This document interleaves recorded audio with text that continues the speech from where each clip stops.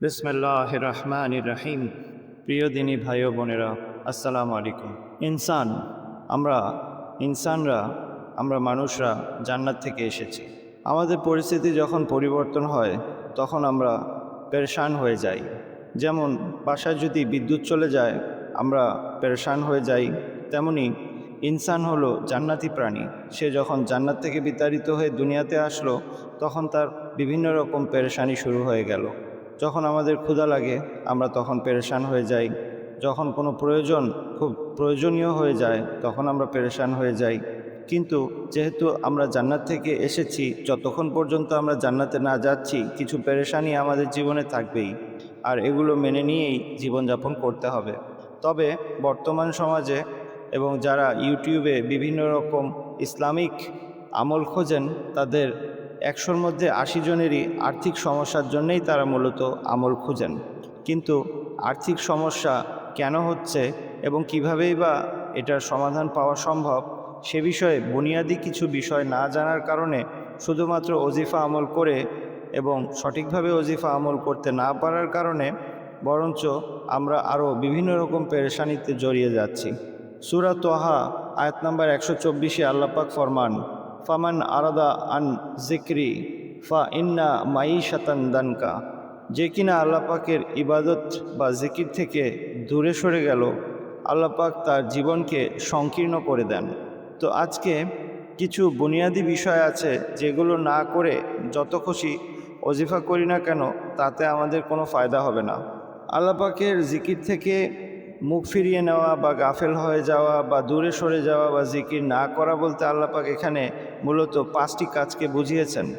একটা হলো নামাজ, এটাও আল্লাহ পাকের জিকির বা স্মরণ। দ্বিতীয়ত হলো কোরআনের তেলাওয়াত। তৃতীয়ত হলো আল্লাহ পাকের বিভিন্ন নাম এবং প্রশংসামূলক জিকির, যেমন সুবহানাল্লাহ, আলহামদুলিল্লাহ, আল্লাহু আকবার প্রতি নামাজের পরে এবং ঘুমানোর পূর্বে পড়া। এছাড়া রয়েছে আস্তাগফার এবং দুরূদ শরীফ। এই ৫টি কাজকে আল্লাহ পাক তার জিকির হিসেবে বুঝিয়েছেন। আমরা যারা এই ৫টি কাজ করি না তাদের মূলত ওজিফা আমল করে খুব বেশি ফায়দা হবে না। কিন্তু যারা এই ৫টি কাজ করেন তার পাশাপাশি আবার তাদেরকে আরেকটি কাজ করতে হবে, সেটা হলো সদকা। আর সেটা যদি খেজুরের একটা বিচিও হয় তাও যদি আপনি দান করেন তাও সেটা সদকা হিসেবে গ্রহণযোগ্য হবে। আর এই ৫টি কাজ প্লাস সদকা যদি কেউ করে, ১০০-র মধ্যে ৯৯ জন ব্যক্তির এমনিই তার আর্থিক সমস্যা দূর হয়ে যাবে।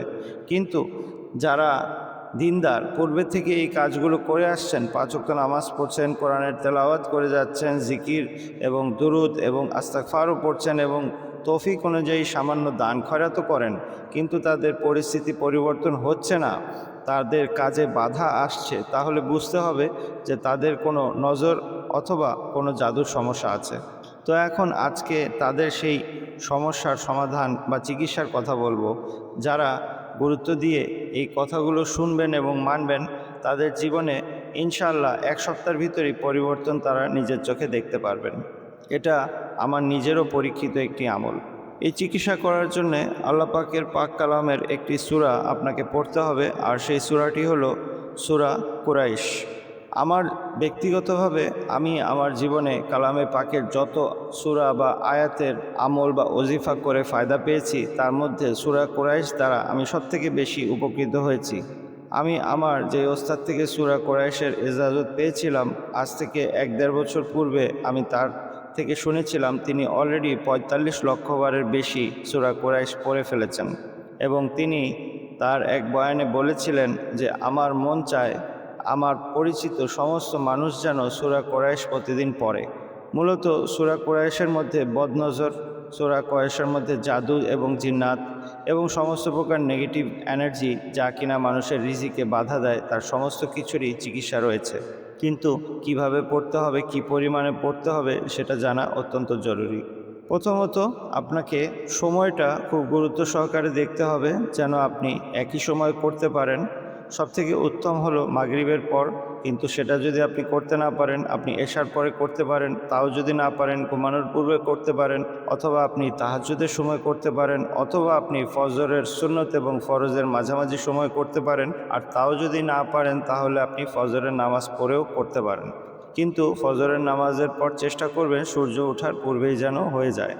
আর তাও যদি সম্ভব না হয় তাহলে এক মাগরিব থেকে অন্য মাগরিবের মধ্যবর্তী সময়ে অন্তত একবার হলেও এই আমলটি করলে এর ফায়দা পাওয়া যায়। কিন্তু সর্বোত্তম সময়গুলো আমি বলে দিয়েছি, আপনাদের যাদের যেরকম সুবিধা সেভাবে আপনারা করতে পারেন। পূর্বে এবং পরে যে কোনো দুরূদ শরীফ, ছোট কিংবা বড় দুরূদ শরীফ 7 বার পড়বেন এবং প্রতিবার বিসমিল্লাহির রহমানির রহিম সহ সূরা কুরাইশ আপনাকে 70 বার পড়তে হবে। তারপর আবার 70 বার আপনাকে একটি দুরূদ শরীফ পড়তে হবে যার নাম হলো দুরুদে সাদকা। দুরুদে সাদকা লিখে সার্চ দিলেও আপনারা পেয়ে যাবেন, আমি এখানে দিয়ে দেব। দুরুদটি হলো আল্লাহুম্মা সাল্লি আলা মুহাম্মাদিন আবদিকা ওয়া রাসূলিকা ওয়া সাল্লি আলাল মুমিনিনা ওয়াল মুমিনাত ওয়াল মুসলিমিনা ওয়াল মুসলিমাত। এই দুরুদে সাদকা আপনাকে 70 বার পড়তে হবে এবং তারপরে 70 বার আস্তাগফার পড়তে হবে। আস্তাগফার আমি যেটা বলছি শুধু সেটাই পড়তে হবে, অন্য কোনো আস্তাগফার পড়া যাবে না। তার পিছনে কি হিকমত আছে তা বলতে গেলে ভিডিও অনেক বড় হয়ে যাবে, তাই সে প্রসঙ্গে যাচ্ছি না। আস্তাগফারটি হলো আস্তাগফিরুল্লাহ রব্বি মিন কুল্লি যামবি ওয়া আতুবু ইলাইহি। এই আস্তাগফারটা 70 বার পড়তে হবে। তাহলে আমলটি হলো এরকম, পূর্বে পরে যে কোনো ছোট অথবা বড় দুরূদ শরীফ 7 বার পড়ে প্রতিবার বিসমিল্লাহির রহমানির রহিম সহ সূরা কুরাইশ 70 বার পড়তে হবে। তারপরে দুরুদে সাদকা 70 বার পড়তে হবে। তারপরে আস্তাগফার 70 বার পড়তে হবে। আর এভাবে করে আপনাকে 70 দিন করতে হবে। ইনশাআল্লাহ আপনি যদি জাদু অথবা নজর অথবা যে কোনো প্রকার রিজ্জাত অথবা বন্দিশের আপনি যদি রোগী হয়ে থাকেন, 1 সপ্তাহের ভিতরেই এর ফায়দা আপনি স্বচক্ষে দেখতে পারবেন। কিন্তু আপনাকে আমলটি 70 দিন চালিয়ে যেতে হবে। যখন 70 দিন হয়ে গেল, আপনার পরিস্থিতি সম্পূর্ণ স্বাভাবিক হয়ে গেল, তারপরে প্রতি সপ্তাহে আপনাকে 10 বার করে কমাতে হবে। যেমন আজকে শুক্রবার, আজকে আপনি 70 বার পড়েছেন, আগামী শুক্রবার আপনি 60 বার পড়বেন, তারপরে শুক্রবার আপনি 50 বার পড়বেন। এভাবে করে দুরূদ শরীফ, আস্তাগফার এবং সূরা 10 বার করে কমিয়ে আপনাকে 10 বারে নিয়ে আসতে হবে। 10 বার সূরা, 10 বার আস্তাগফার, 10 বার দুরূদ শরীফ। আর এই 10 বার করে যখন নিয়ে আসবেন তখন আপনাকে পড়তে হবে সকাল সন্ধ্যা, ফজর বাদ এবং আসর বাদ। এভাবে আপনাকে আজীবন করে যেতে হবে।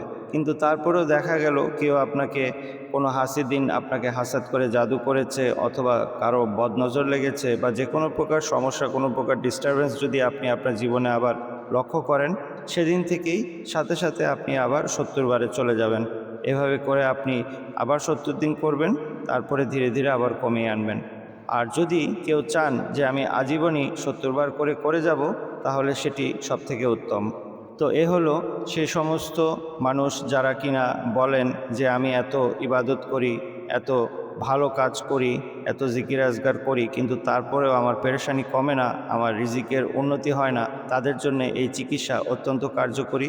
কারণ এই পাক কালামের ভিতরে আল্লাহ পাক যে বিশেষত্বগুলো রেখেছেন, জাদু, জিন্নাত, নজরেবদ, বন্দিশ এবং রিজ্জাত খতমের, তা অত্যন্ত কার্যকরী এবং অত্যন্ত শক্তিশালী। এবং আমি তার সবথেকে বড় প্রমাণ। আমি আমার জীবনে এই সূরার দ্বারা সবথেকে বেশি উপকৃত হয়েছি। তাই আজকে আপনাদেরকে আমার সিনার থাকা এই রাজটি আপনাদেরকে বলে দিলাম। আপনারা যাদের জীবনে পেরেশানির শেষ নেই, কাজ হতে বন্ধ হয়ে যায়, রিজিক খুলে না, একটার পর একটা পেরেশানি লেগেই আছে, কোনো কাজে উন্নতি নেই, তারা চাইলে এই আমলের দ্বারা ফায়দা হাসিল করতে পারেন। তবে প্রথমত আল্লাহ পাক যেটা বলেছেন যে আল্লাহ পাকের জিকির থেকে আপনারা মুখ ফিরাবেন না, তো এই 5টি কাজ এবং দান খয়রাত করতে হবে। আর যদি তা করার পরেও আপনার পেরেশানি না কমে, তখন এই আমল করতে হবে। তবে এই 5টি কাজ, নামাজ, কোরআন তেলাওয়াত, জিকির, দুরুদ এবং আস্তাগফার যদি কেউ পড়ে এবং সামান্য যদি দান করার অভ্যাস তার থাকে, আল্লাহ পাকের রহমতে এই কয়টা কাজের ওসিলাতেই তার রিজিক খুলে যায়। কিন্তু যারা বাতিনিভাবে অসুস্থ, কোনো না কোনো জাদু, জিন্নাত, নজরেবদ, বন্দিশ অথবা কোনো প্রকার সমস্যা, তাদের ক্ষেত্রে এই জিনিসগুলোর দ্বারা উপকৃত না হলে তখনই আপনি এই আমলটি করবেন। আশা করি আপনারা বুঝতে পেরেছেন।